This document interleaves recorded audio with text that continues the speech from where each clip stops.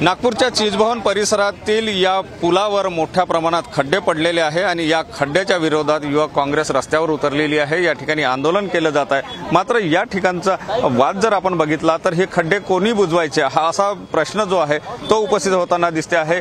कारण हा रेल्वे ट्रॅकच्या वरून गेलेला पूल आहे। पीडब्ल्यूडी रेल्वेकडे हे ढकलताना दिसते तर रेल्वेवाले पीडब्ल्यूडी कडे ढकलताना दिसते आणि त्यामुळे या ठिकाणी जे खड्डे पडले त्याचा त्रास जो आहे तो नागरिकांना मोठ्या प्रमाणात होते। दिंडी काढत या ठिकाणी युवक काँग्रेसने आंदोलन केलं।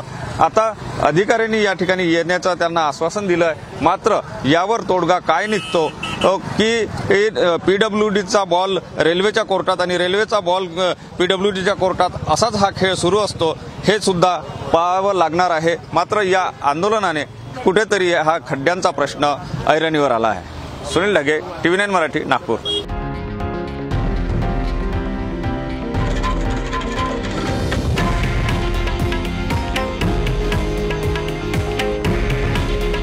हे आहे देशातील नंबर 1 न्यूज नेटवर्क आणि आपण पाहत आहात TV9 मराठी।